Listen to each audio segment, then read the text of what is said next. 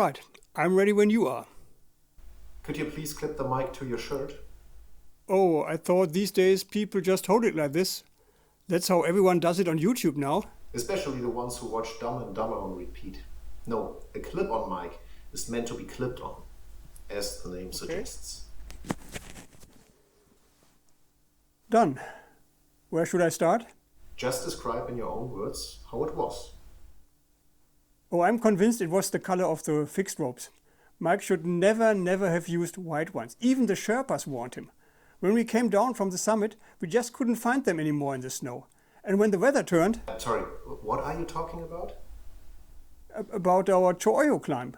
But we're here to talk about your trip to Thailand. Thailand? Thailand was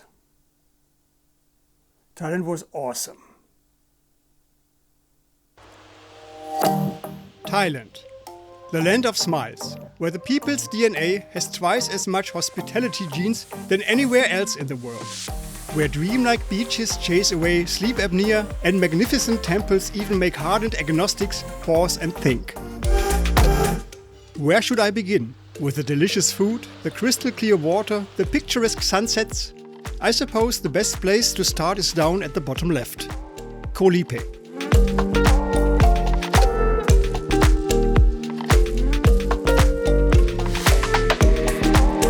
From the mainland it takes 1.5, not exactly back-friendly hours on a speedboat to reach Thailand's southernmost island. All boats and ferries arrive at Pattaya Beach on Koh Lipe. From here there's also a connection to the neighboring island of Langkawi, which belongs to Malaysia, which is why customs and immigration have offices right on the beach. Because Pattaya Beach functions as the island's port, there's constant boat traffic. I wouldn't recommend it for swimming, though the western end is somewhat quieter. On the plus side, the beach is lined with restaurants and bars that really come alive in the evenings. Guidebooks and YouTube videos constantly describe tiny Koh Lipe as the Maldives of Thailand. That's complete nonsense, of course, like comparing a Berlin currywurst to a Thai curry. Both tasty but absolutely not the same thing. The island's charm, however, remains fully intact. Once all the formalities are taken care of, you stroll down the walking street into the island's heart. During the day, however, the walking street belongs to motorized 2- and 3-wheelers, even though there are hardly any paved roads on Koh Lipe.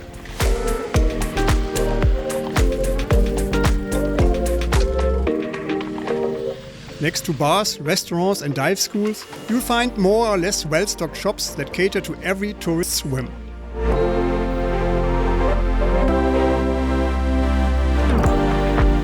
The path to one of the island's main beaches, Sunset Beach, takes you past the laid-back Jimmy's Bar and the small Buddhist temple of Wat Antalai.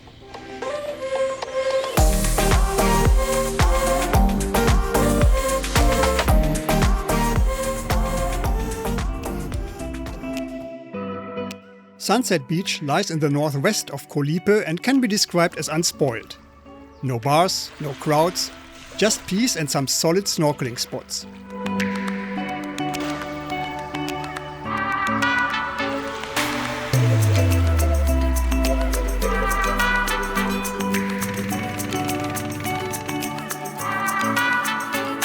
Sunrise Beach is the most popular because it's the most beautiful beach on the island. The southern part is lined with mid-range resorts, bars and restaurants. Swimming here is a bit hampered by anchored and constantly sputtering longtail boats.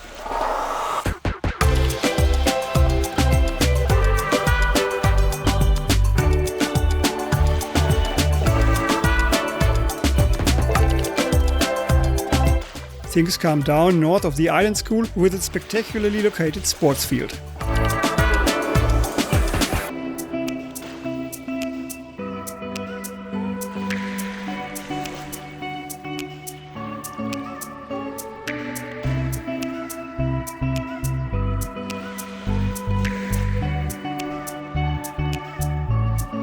The northern part of Sunrise Beach has all the ingredients of a dream beach.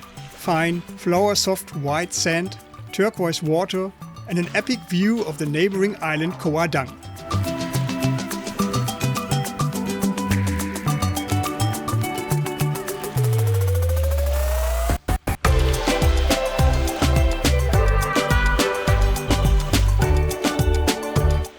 night in one of the fancy resorts up here easily costs you 4 digits.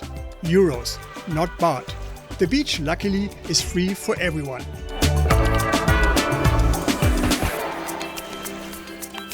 Zodiac Beach Bar is the hotspot for the rich and beautiful, plus those who are neither rich nor beautiful.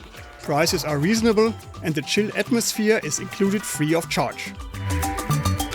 If the hustle around North Point gets too much, Koh Lipe has a special ace up its sleeve, the neighboring island of Koh Kradan. For just a few euros, taxi boats drop you off on Koh Kradan and pick you up again later. The island is pure paradise, peaceful, pristine and home only to a ranger station. If you're up for it, you can hike and sweat your way up to the viewpoint for that mandatory Instagram shot looking down on Koh Lipe. If not, you can simply let it all hang out while soaking up some sun.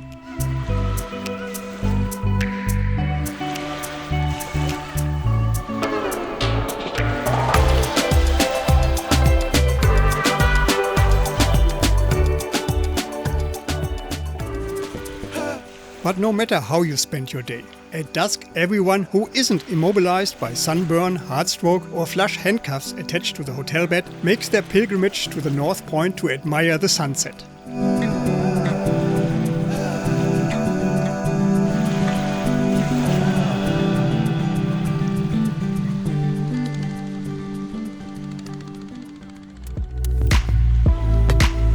If you prefer to swim against the flow of sunset pilgrims, you can end your beach day with a cold drink at the Zodiac Bar.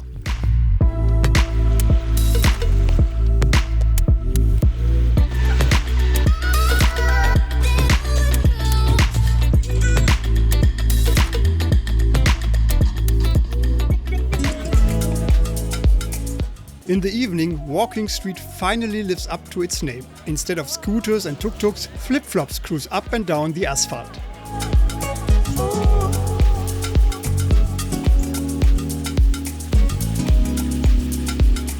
Alongside souvenir shops, you will find bars, restaurants, tattoo studios, massage parlors and dive schools offering courses and trips to stunning dive and snorkel sites. And of course, Thailand's legendary and absolutely fantastic street food is never far away.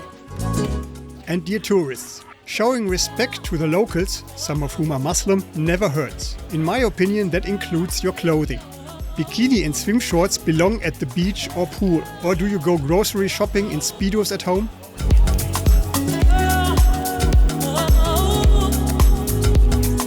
Ne Papaya, a bit off Walking Street, has been known for its Thai cuisine for years. But honestly, good food is easy to find everywhere on the island.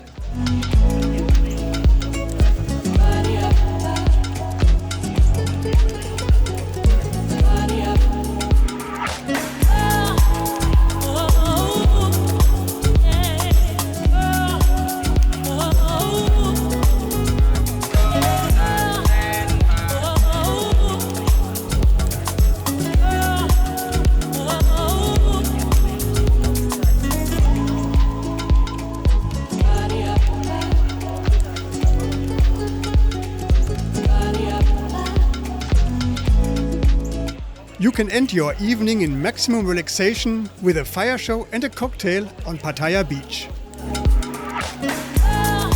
As to whether Koh Lipe is worth a trip, I'll put it this way. I've been there 3 times.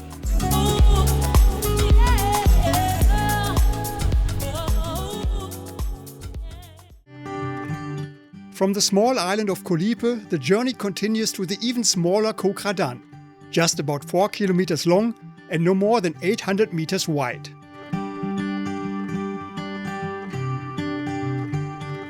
The island is famous for its beach, which was voted the most beautiful beach in the world in 2023.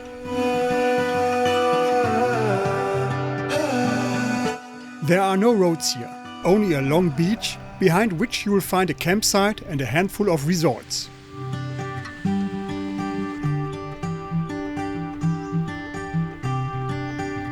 What makes the island truly special is a coral reef running parallel to the shore just a few fin strokes off the beach. A wonderful snorkeling spot, though sadly climate change and tourism have taken their toll on it. Among the island's mostly upscale resorts, I stayed at the still reasonably priced Kradan Beach Resort, located right on the beach. All the resorts have public restaurants, and as a rule of thumb, the more exclusive the hotel, the pricier the food.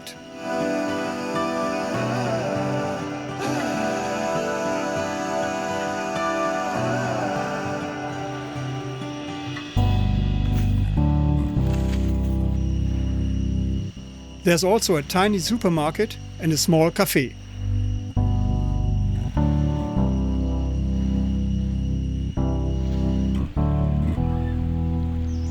A day on Koh Kradan begins with a spectacular sunrise.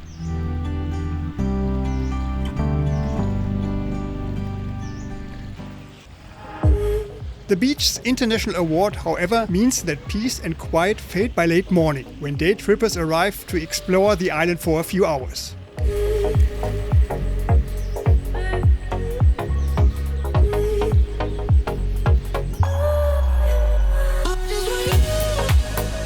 If you walk a few hundred meters south to Aoyang Beach or wade through waist-deep water at high tide, that Robinson Crusoe feeling quickly returns.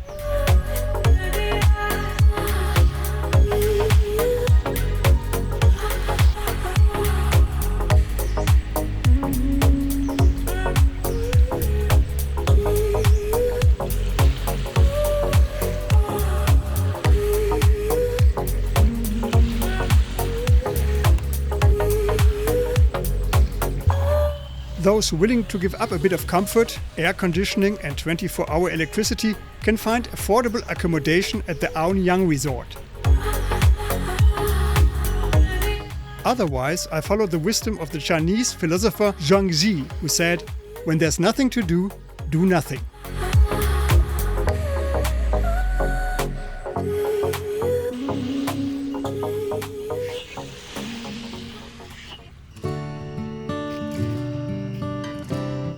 Wrapped in a cloud of eau de anti-mosquito, the typical sunset addict on Koh Kradan avoids going cold turkey by hiking through the jungle to Sunset Beach.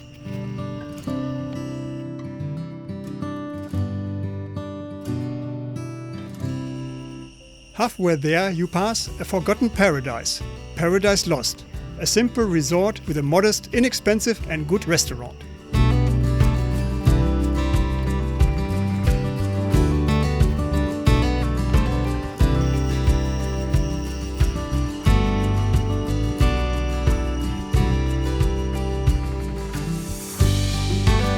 Sunset Beach is actually far too beautiful to visit only for the sunset. During the day you'll often have it entirely to yourself.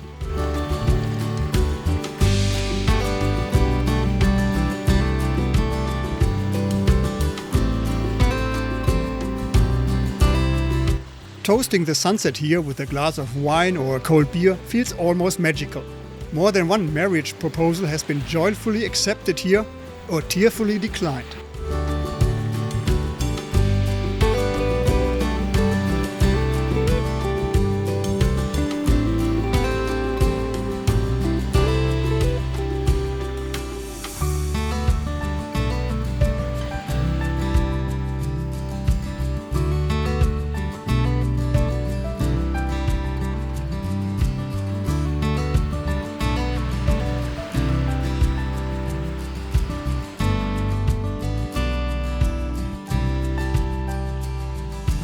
As for the nightlife on Koh Kradan, it's as vivid as an Albanian dog cemetery, meaning there's pretty much none. But that's exactly the charm of this island. If you're looking for a few peaceful, deeply relaxing days in paradise, this is the place to be.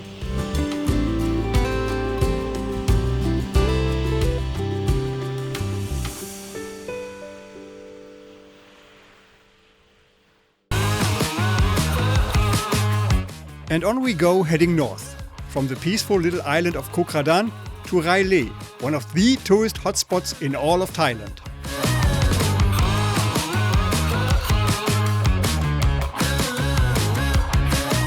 Railay, also known as Railay Beach, is a peninsula that only can be reached by boat. And so every day, hundreds of long-tail boats chuck in with thousands of tourists onto the beach of Railay West, most of them day trippers.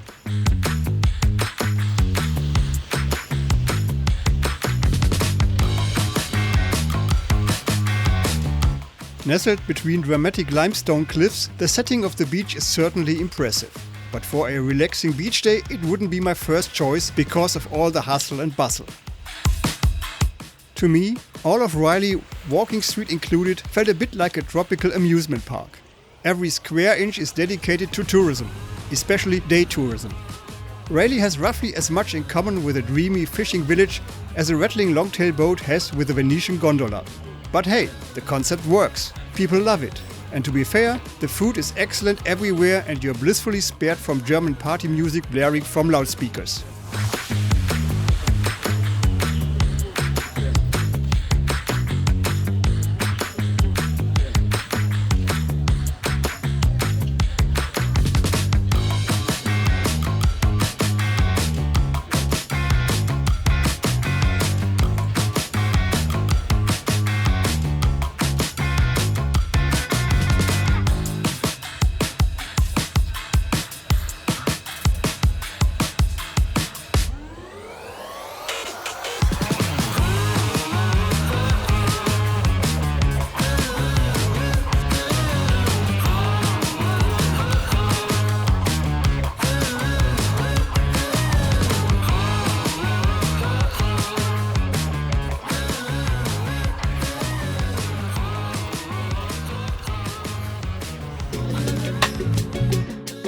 The beach at East Railay is no revelation either, especially at low tide, and also serves as a landing point.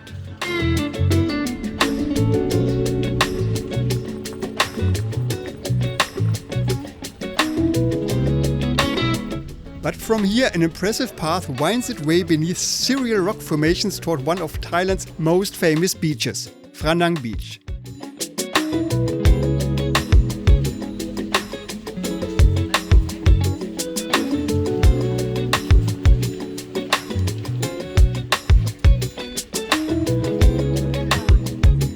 And if you're feeling adventurous, you can even squeeze in a climb up to the Railay viewpoint.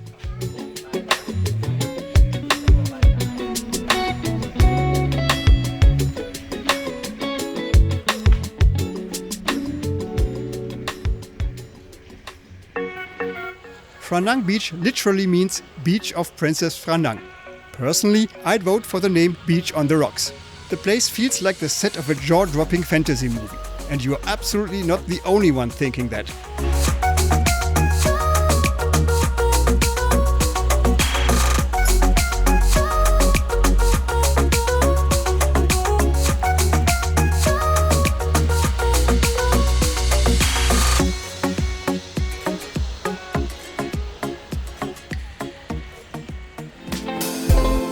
At the south end of the beach, a cave is said to have been the home of the Sea Princess Phra Nang herself. To this day, she is worshipped there as a patron saint of fishermen and as a fertility goddess with very special offerings.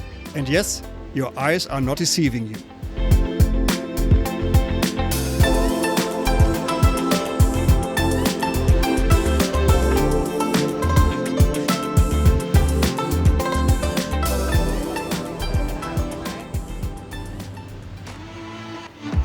Right beside the cave you will find as many climbing courses as beach towels. Perfect for anyone who feels called to higher things and enjoys being admired by the common folk below.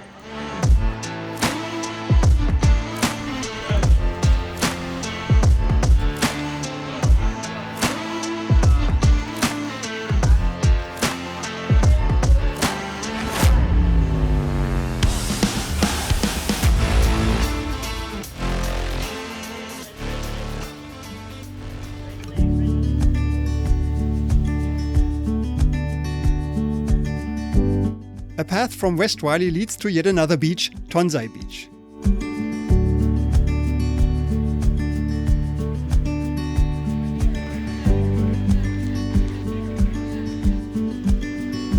Even in high season it remains pretty calm. The sand may not be as powdery as Phra Nang's, but Tonsai has its own dramatic cliffs and a relaxed vibe. There's a small shop, a bar and a resort.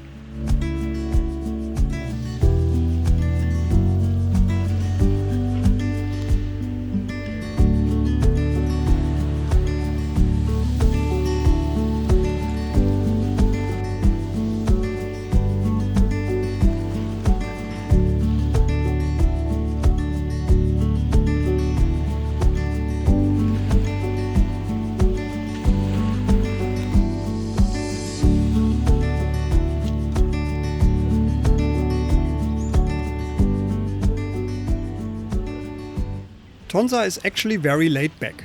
However, if you believe the graffiti here, Tonsa really belongs to the slackline, base and rock climbing communities. While beginners wobble their way up the cliffs at Phra Nang, Tonsa is the realm of the climbing pros, who probably exited their mother's womb rappelling down their own umbilical cords.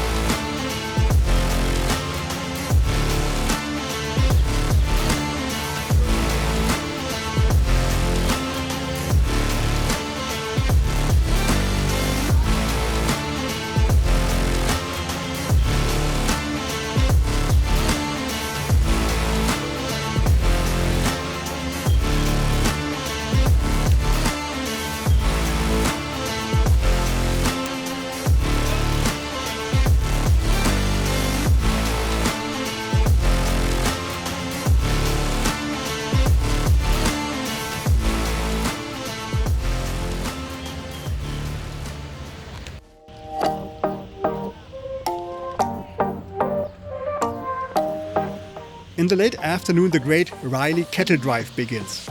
Hundreds of day trippers flood back to West Railay, board their long-tail boats and chug away to the mainland. Mostly back to Ao Nang, just 10 minutes across the water.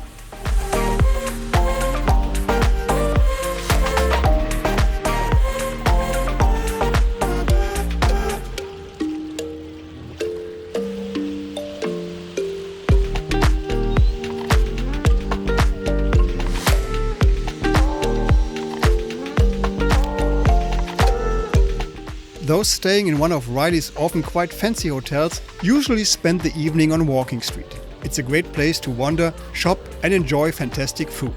The vibes are chill, nothing like the hustle and bustle during the day.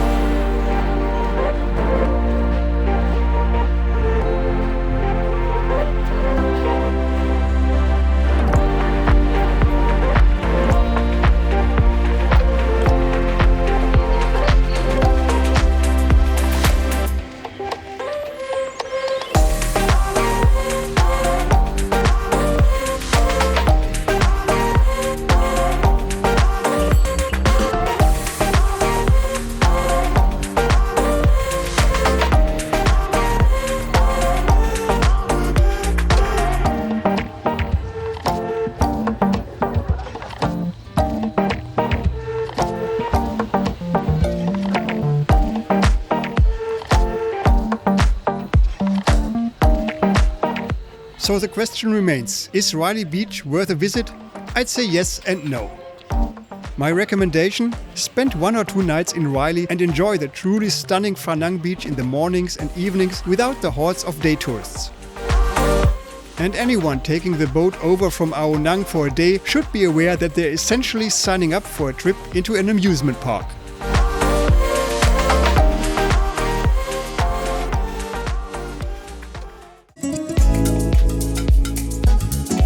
After the buzzing vibes of Railay Beach, we jump into a van and head off to Khao Lak.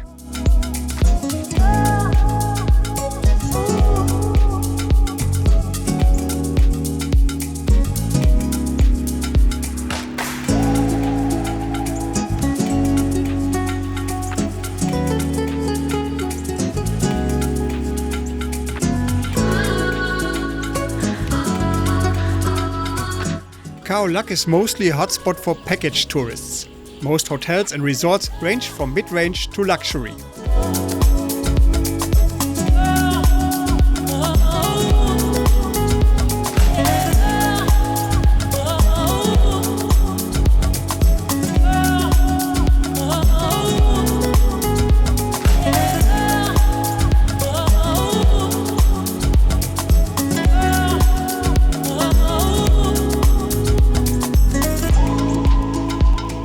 The beach stretches on for miles, and even in high season it's anything but crowded.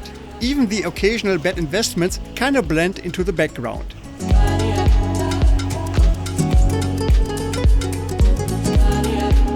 Anyone taking a stroll through town will quickly notice that German holidaymakers in particular feel very much at home in Khao Lak.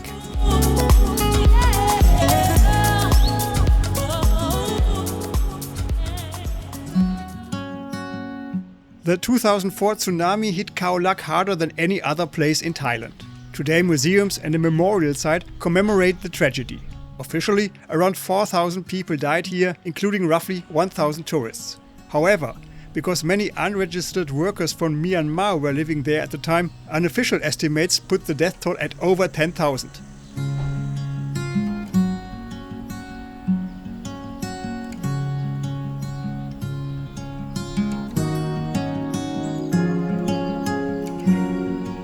A striking symbol of the disaster is petrol boat 813, which the 12-meter waves pushed 1.2 kilometers inland. It's still sitting right where it came to rest and is now part of the tsunami memorial.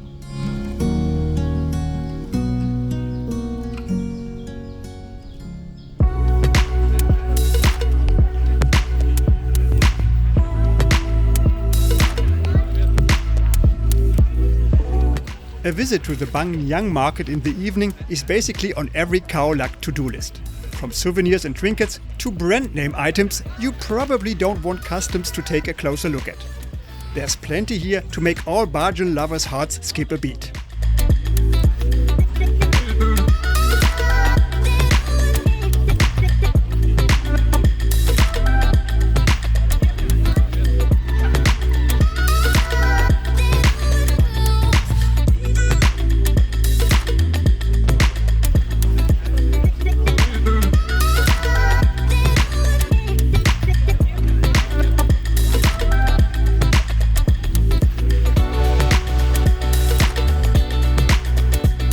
Plus, the market is worth it just for the food and drink stalls. From Thai curry to cocktails, the variety is huge and the prices are easy to digest.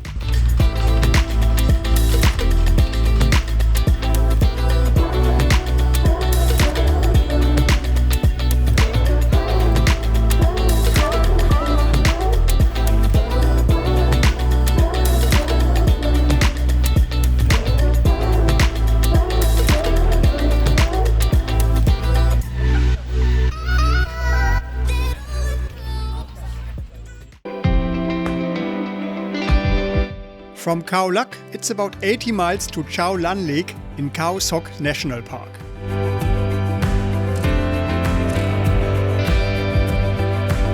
As soon as you arrive here, you realize that the tourist hubs of Phuket and Khao Lak are not far away. Concrete, it's what you make of it. In this case a dam, creating a lake covering 63 square miles. A boat ride on Khao Lan is rightly considered one of Thailand's top tourist highlights. The scenery is absolutely breathtaking. The second you glide past steep, towering limestone cliffs, the wide-eyed wonder begins, accompanied by intense Jurassic Park vibes.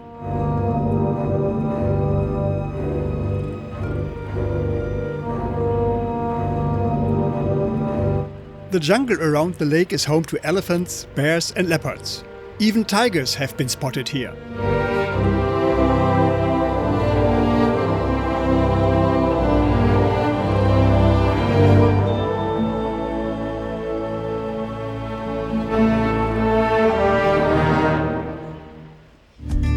A special kind of adventure is spending the night directly on the lake in a floating hotel. I spent 2 nights at Panvari Resort, but honestly, whether it's the Panvari or any other floating hotel, a couple of days on Khao Lan Lake will definitely stay in your memory, not only if you're on your honeymoon.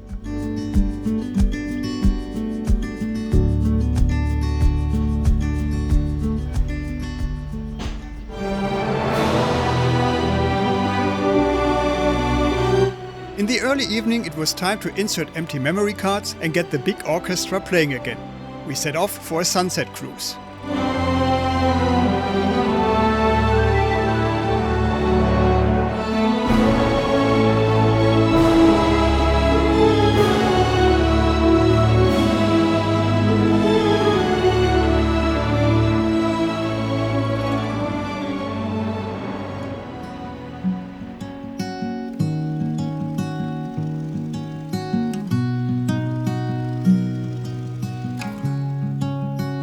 The next morning before sunrise, it was out of the waterbeds and into the boats. On the schedule, watching elephants along the lakeshore.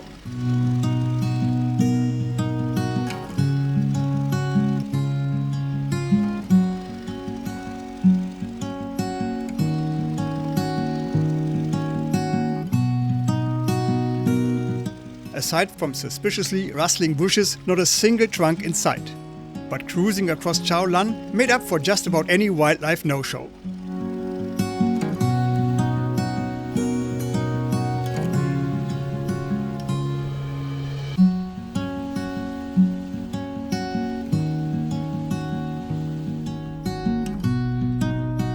After breakfast, the one-nighters checked out and headed back, while we two-nighters got to explore Coral Cave, a limestone cave, in the afternoon.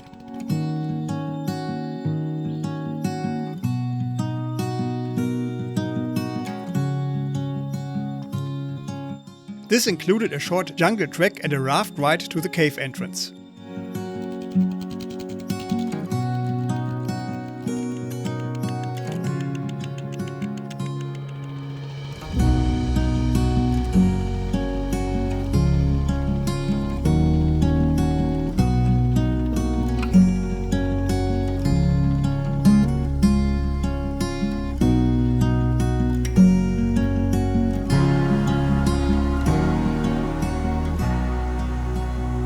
If you've been to a limestone cave before, Coral Cave won't blow your mind. But I didn't expect it to be over 30 degrees Celsius inside.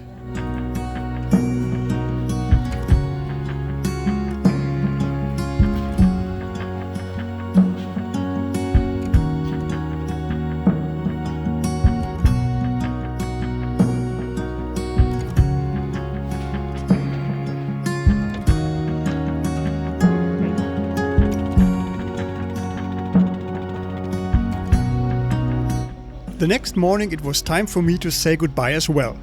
After a warm White Lotus-style farewell, a long-tail boat took us back to Rajaprava Pier.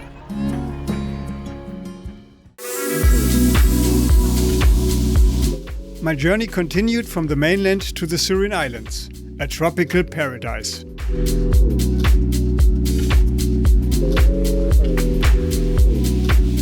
Arriving on the islands, you get the impression that someone replaced the gateway to paradise with a boat pier.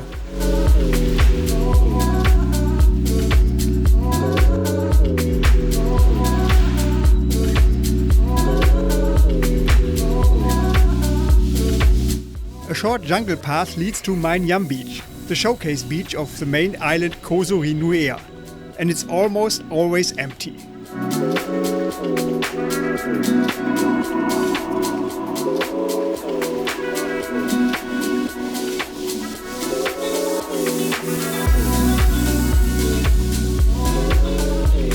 The Surin Islands are part of a national park. Apart from a handful of wooden houses, there are no permanent accommodations, no hotels, no resorts. Almost everyone camps here.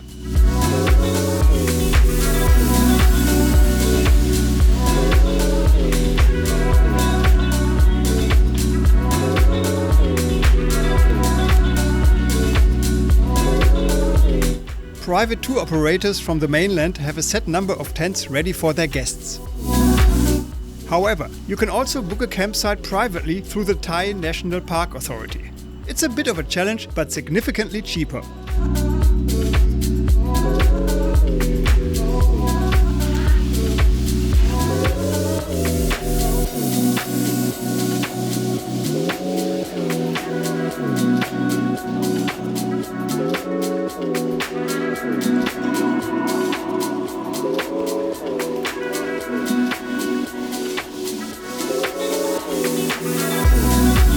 If you're up for trading comfort for a few days in paradise, the Surin Islands have you more than covered.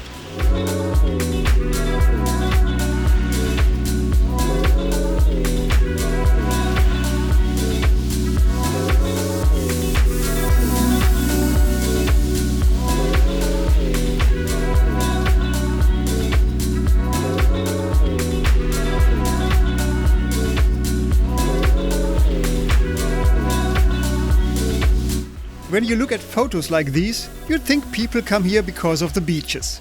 Strangely enough, they don't.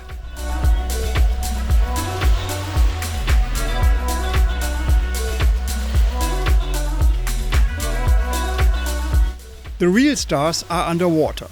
The waters around the Surin Islands are among the best scuba diving and snorkeling spots in all of Thailand. In the healthy coral reefs, scuba divers and snorkelers can discover manta rays, sea turtles, clownfish, sea snakes and countless other marine creatures.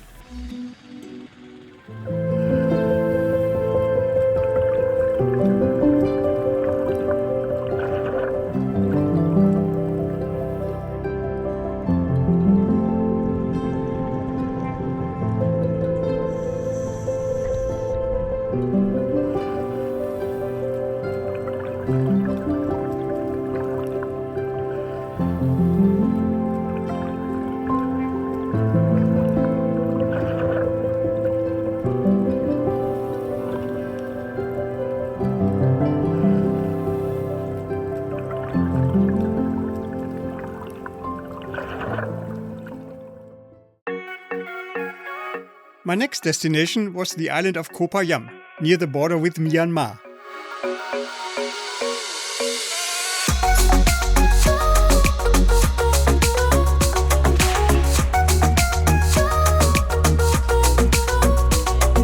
For ornithologists specializing in hornbills, Koh Phayam is the place to go. The moment you step off the pier, tuk-tuk drivers offer a ride. You can try to negotiate the fare, but no matter how skilled you think you are, you will still end up paying exactly what they wanted from the start. Downtown Koh Phayam around the pier is not what you'd call a picturesque harbour village, but it does have all the essentials. Small supermarkets, restaurants, a hostel and a handful of resorts.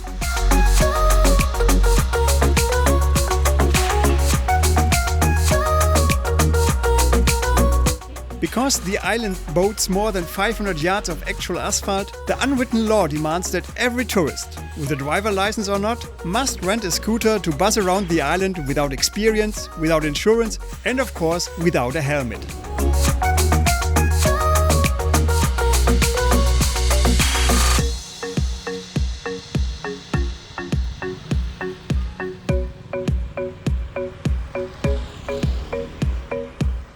There is no hospital, but there is a first aid station specializing in broken wrists and collarbones, and it's getting better at treating skull fractures too. All things considered, it might be wise to supplement your safety setup with a bit of divine protection. Therefore, a visit to the Buddhist temple Wat Koh Phayam can't hurt.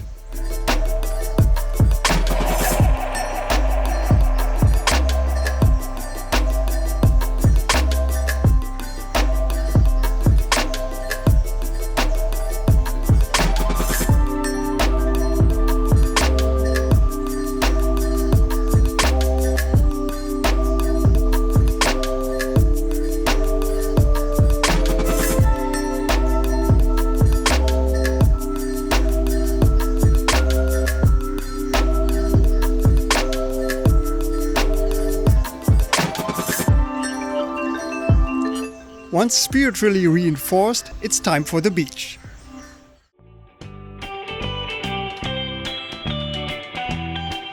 Long Beach on the west coast is, surprise, the longest beach on the island. Even in high season you will find peace here. Restaurants and resorts are tucked politely behind the beach. The crowd is mostly young and easygoing.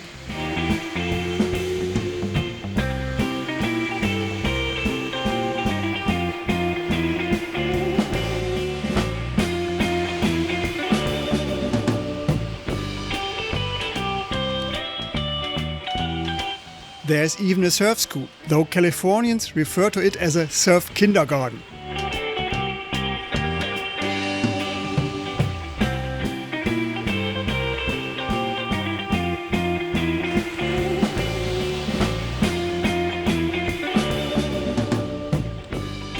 Further north you'll find the beaches of Buffalo Bay.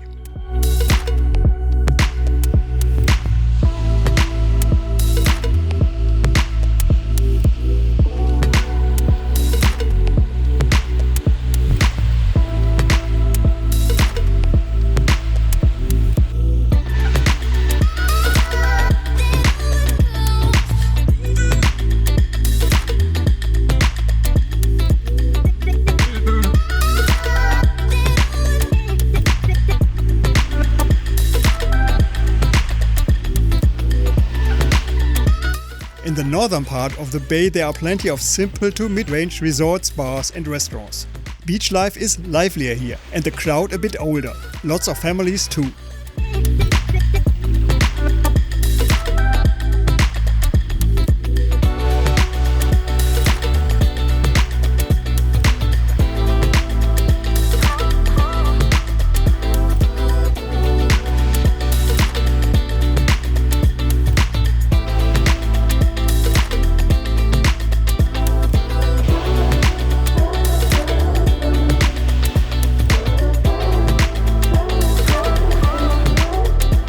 Koh Phayam's tourist machinery's growing pains are visible in places where the beach has been treated a bit casually.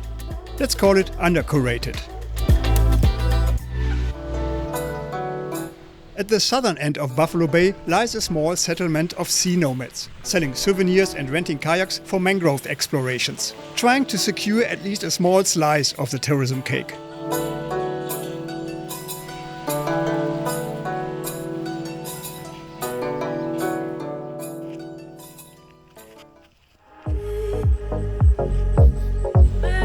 Above the Moken village sits the Eagle Bar, one of the island's trendiest bars, at least in the evening. During the day, it transforms into a lovely chill-out lounge with sweeping views over Buffalo Bay.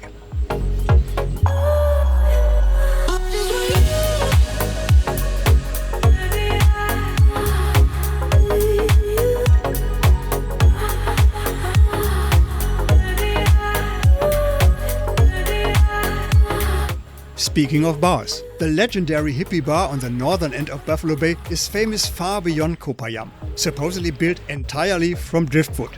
When there's no party happening, every pocket-sized Jack Sparrow can enjoy a relaxed evening here.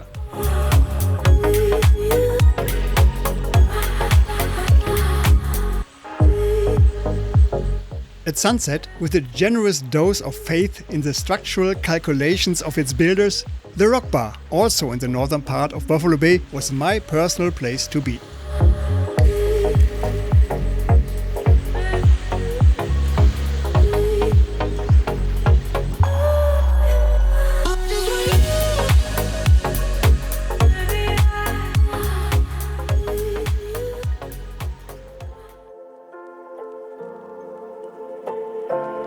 The northern coast of Koh Phayam is home to Monkey Beach, my absolute favorite.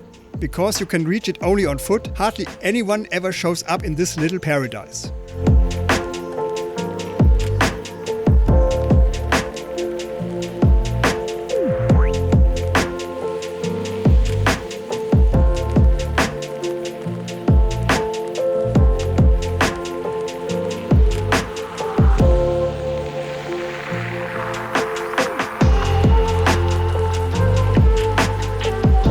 In the mornings I usually had the whole bay to myself.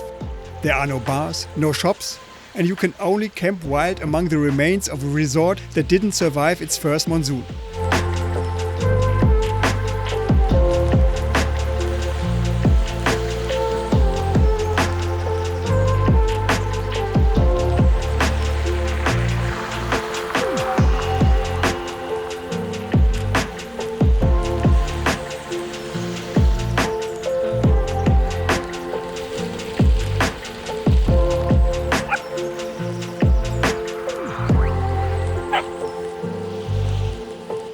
Before visiting, however, check the tide chart. At high tide, the beach simply vanishes.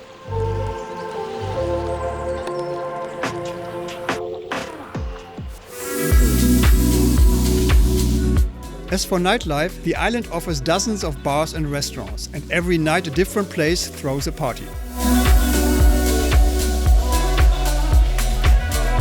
My favorite restaurant in the north was the rustic Knock Knock Knock, exceptionally good and surprisingly cheap. After dinner, I usually made my way to the hippie bar for 1 or 2 nightcaps.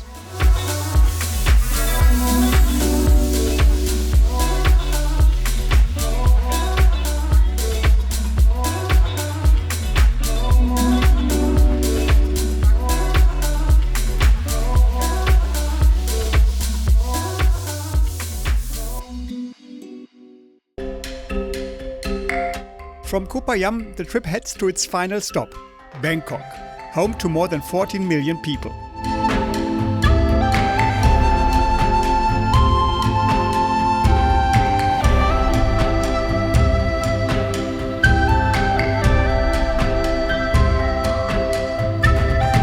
Anyone arriving here for the first time is usually overwhelmed. The crowds, the hectic pace, the tropical heat, the noise, and the chaotic traffic in Thailand's capital.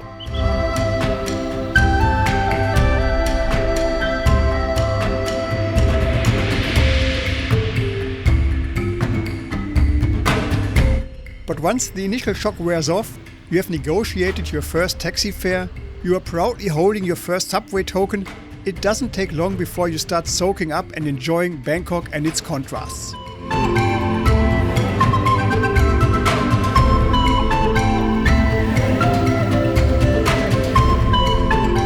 On one side, ultra-modern skyscrapers and massive shopping malls. On the other, ancient temples, small shrines, simple markets, and street food stalls that turn entire streets into open-air kitchens. The glue holding it all together are the people. Friendly, helpful, hard-working, somehow always smiling and business-minded. To see and explore all the sights, you'd need months or even years. The city is that diverse and exciting.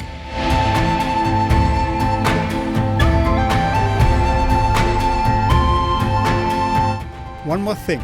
As long as you're not riding on the back of a motorcycle taxi without a helmet, racing through rush hour traffic like an action movie extra, Bangkok is a very safe city to explore. Among the most visited sites in the metropolis are the more than 400 temples in the city. Close to the Chao Phraya River lie 3 of the most famous ones, all easily and cheaply reachable by boat. Wat Po, Wat means temple, is more than 400 years old and still home to Buddhist monks. Even if you're not familiar with Buddhism, wandering through the extensive temple grounds is a fascinating experience. Pagodas, sculptures, stone guardians and golden Buddha figures everywhere you look.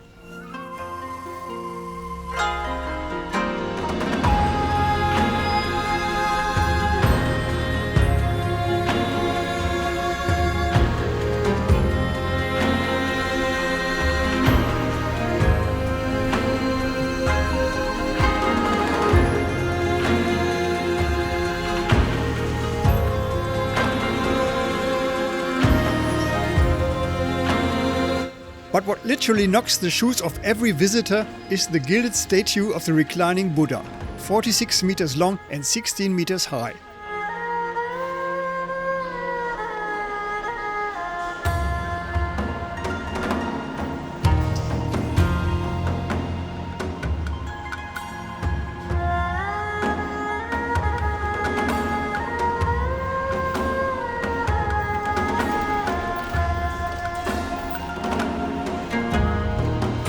On the opposite bank of the river stands Wat Arun, the Temple of Dawn, which, even at noon under a cloudy sky, attracts both locals and tourists.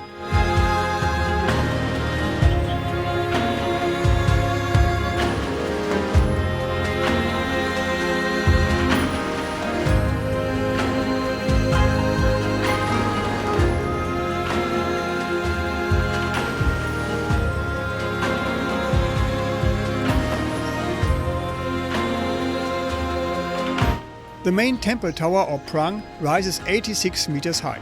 Like the other towers, it is decorated with porcelain tiles, and mythical creatures on the tower complement the golden Buddha statues and guardian figures on the ground.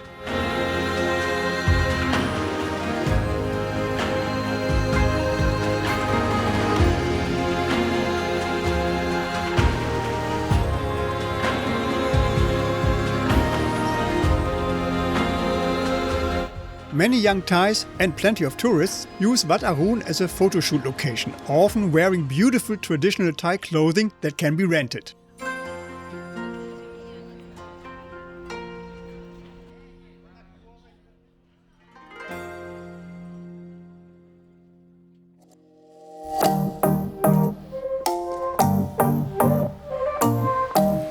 Just 10 minutes away by boat is a very different kind of temple. It's not Buddhist or Hindu, but a temple of consumption, the Icon Siam shopping mall.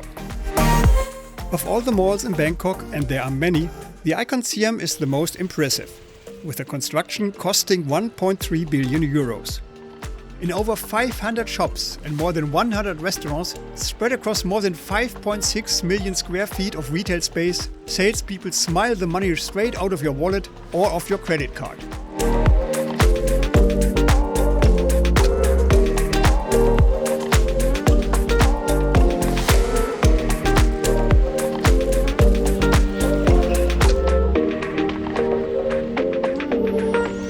A bonus, the 7th floor terrace offers a breathtaking view of Bangkok's skyline, especially at night.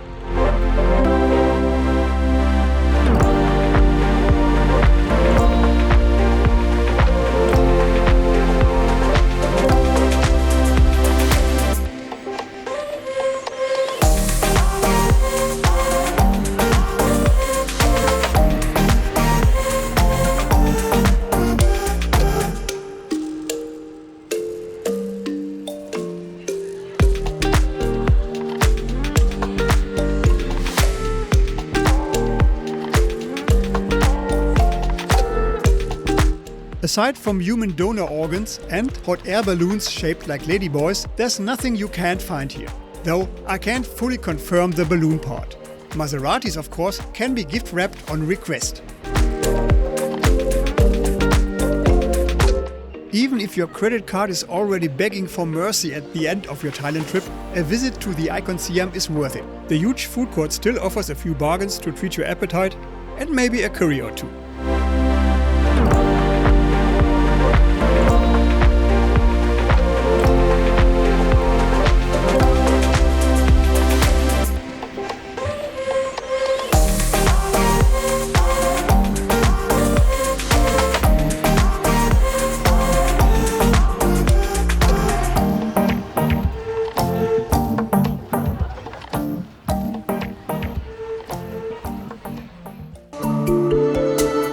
What you rarely see in Thailand are snakes, but Bangkok's snake farm can fix that.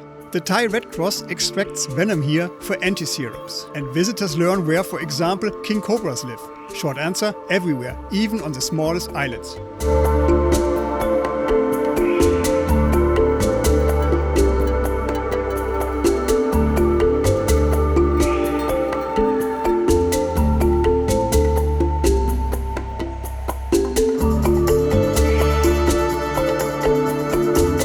In a live show, modern snake charmers demonstrate what to do and not to do if you encounter a snake on a jungle path.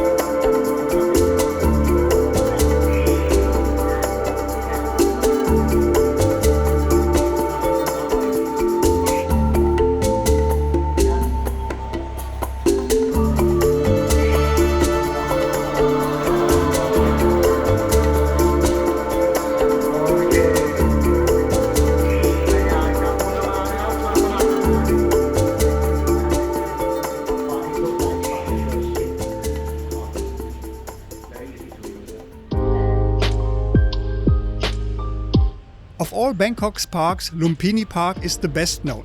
Located in the middle of the city, it resembles Central Park in New York, just with midsummer temperatures year-round. And there's one more difference. Feeding ducks is tricky, because the cute peddlers are also on the menu for the resident monitor lizards.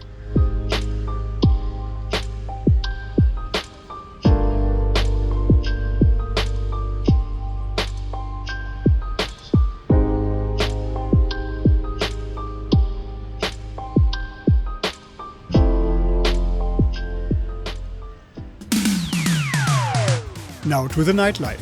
Khao San Road no longer has the dirty, rundown charm of the old hippie days like in the movie The Beach. But it's still a very popular party strip for young backpackers from all over the world.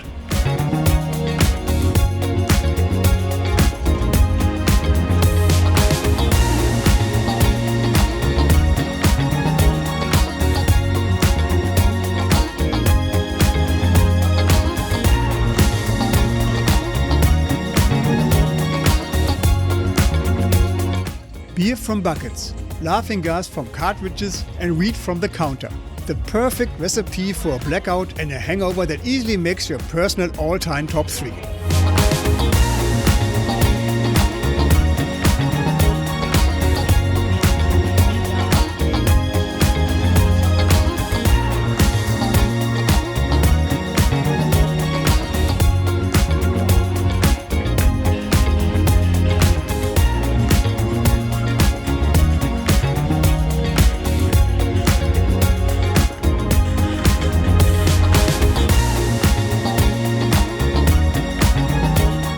The word Bangkok consists of 2 syllables, Bang and Kok.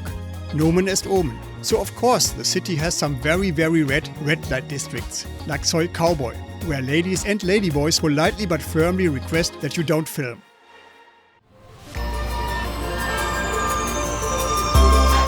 Things are much more family friendly at night in Chinatown. After dark, an entire neighborhood transforms into a giant street food wonderland. Around Chinese New Year, it gets really crowded.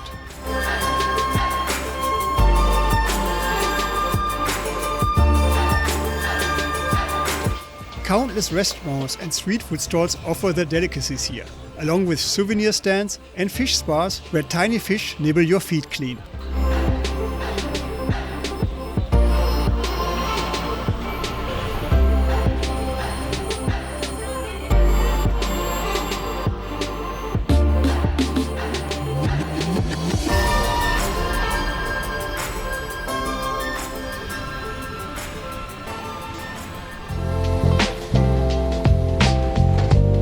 No trip to Bangkok is complete without visiting a rooftop bar, such as the Tichuca bar, where a mostly young crowd gathers under avatar-style neon lights.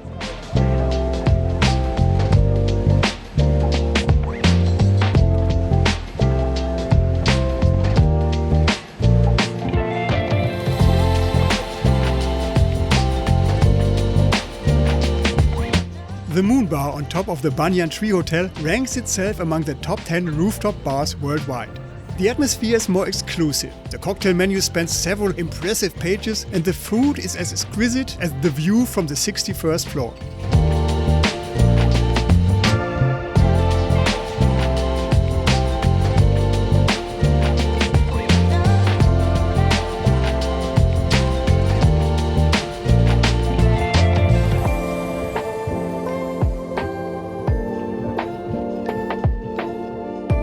For a date night, or as in my case, the last evening before the flight home, there's hardly a better place in all of Bangkok.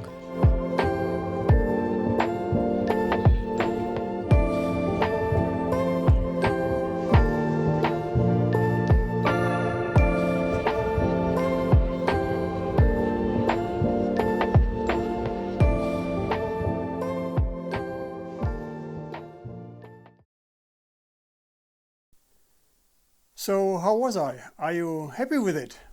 Very happy. I think we've got everything we need. That's a wrap. Thank you. And about the Cho Oyu climb? We'll give you a call. Great.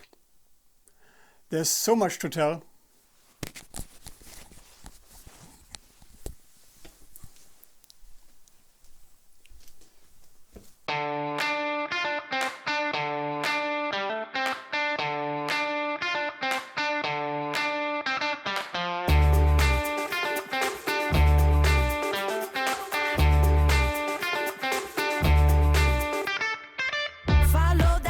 Inside my soul, that compass tells me where to go.